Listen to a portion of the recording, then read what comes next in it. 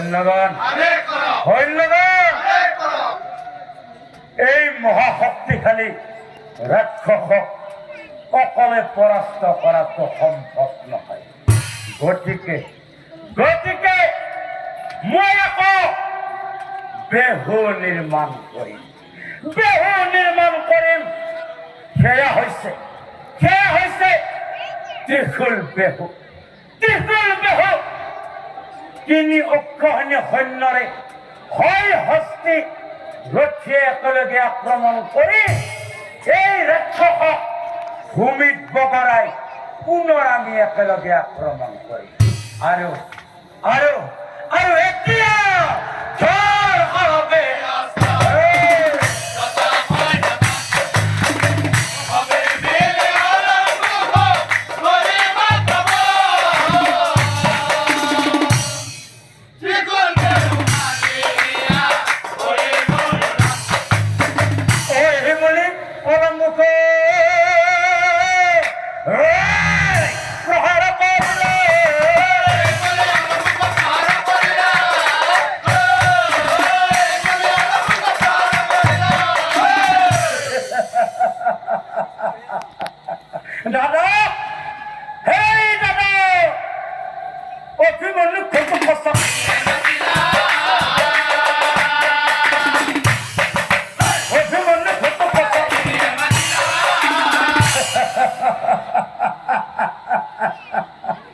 দাদা, এয়াহে তোমাৰ উপযুক্ত স্বীকাৰ।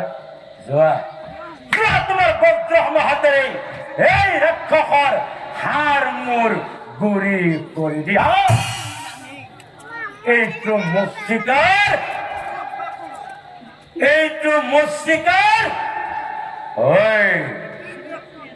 এই বকাসুৰৰ ভায়েক অলম্বু, যা যা তই জমখৰে যা।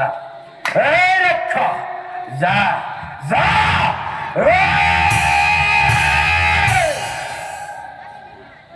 এই প্ৰহাৰ অলম্বুকে সহিব নোৱাৰে।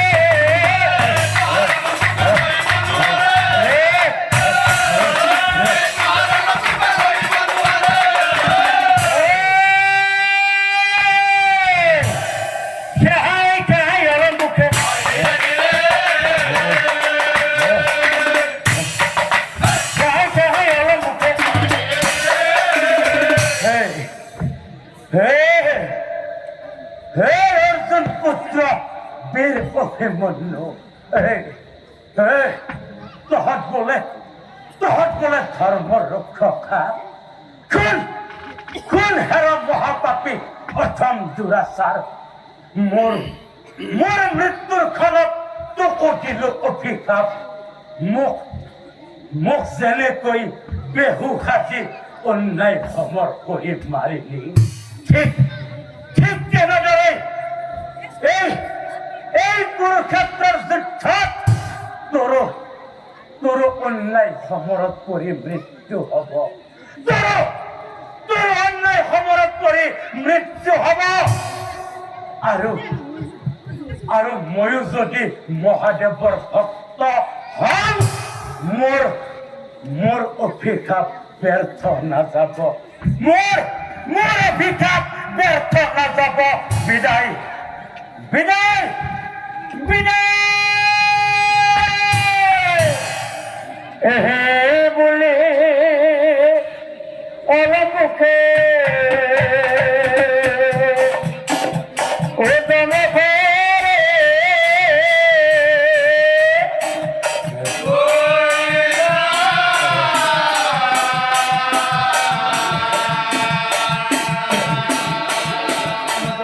পশ্চিম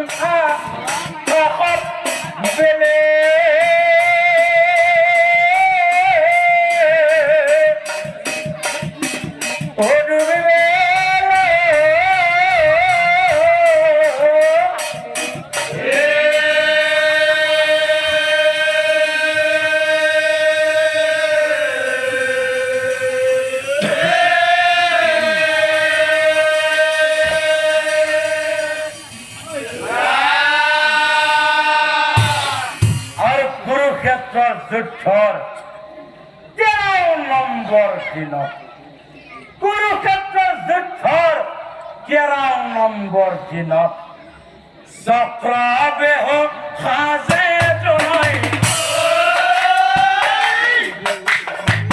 ৰণভূমিৰ মাজে অপৰাধী গাহে পাছে বেহৰ বাজে ভাজে অপৰাধী গাহে পাছে বেহৰ বাজে ভাজে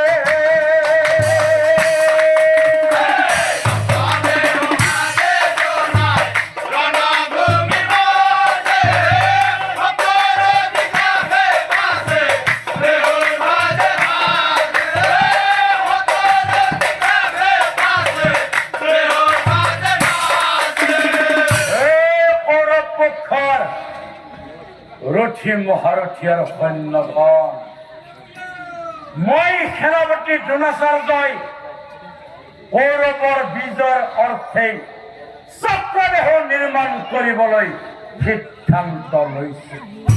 চক্ৰবেহ হৈছে ঘূৰ্ণী বতাহৰ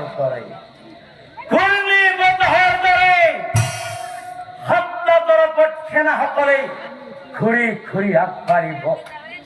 এটা তৰফত সেনাই সোঁফালে ঘূৰিলে আনটো তৰফত সেনাই বাওঁফালে ঘূৰিব। বেহুৰ ভাজে ভাজে ৰথী মহাৰথী থাকিব আৰু বেহুৰ